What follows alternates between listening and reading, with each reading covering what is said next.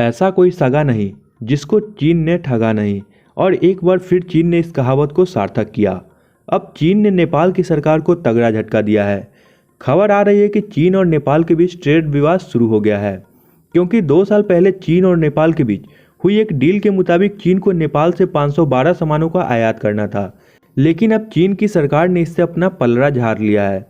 चीन ने नेपाल को जो इम्पोर्ट की लिस्ट भेजी है उसमें 512 की बजाय केवल 188 सामानों के आयात का भरोसा दिलाया गया है। मतलब साफ है कि शी जिनपिंग की वजह से नेपाल को एक बड़ा आर्थिक झटका मिला है। नेपाल के अखबार की माने तो चीन नेपाल के खिलाफ अजीब तरह की 2 तरफा रणनीति अपना रहा है। इसे चीन की नीतियों से लेकर नेपाली कारोबारियों को भारी घाटा हो रहा है। चीन ने 512 सामानों का आयात का करार किया था, अब सिर्फ 188 प्रोडक्ट की इम्पोर्ट लिस्ट भेजी है।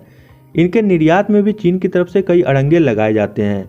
ड्यूटी फ्री और कोटा फ्री का वादा किया गया था, लेकिन अब हेवी ड्यूटी लगाई जा रही है।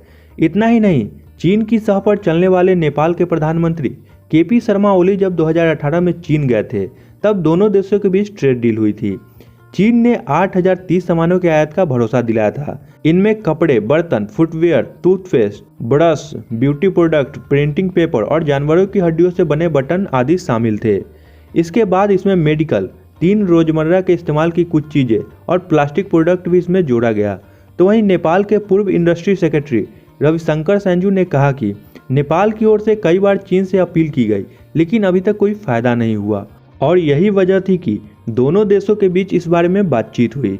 चीन ने 512 प्रोडक्ट की लिस्ट में से 188 प्रोडक्ट को ही इंपोर्ट करने की मंजूरी दी, हालांकि ये भी ड्यूटी फ्री नहीं होंगे। Nepal trans Himalaya border commerce association की तरफ से कहा गया है कि वो अपने कारोबारी के हितों की रक्षा के लिए चीन पर दबाव नहीं बना पाई। फिलहाल ये बात साफ हो गई है कि चीन के साथ इस डील में नेपाल को कोई फायदा नहीं हुआ, उल्टा बहुत बड़ा घाटा हुआ, क्योंकि ज़्यादातर सामान मंगाया ही नहीं गया। इसके बाद नेपाल ने चीन से 512 एक्सपोर्ट की जाने वाली सामानों की लिस्ट भेजी और इन्हें कोटा और ड्यूटी फ्री करने को कहा। नेपाल की सरकार भारत के खिलाफ एजेंडा चीन के इशारे पर चलाती है।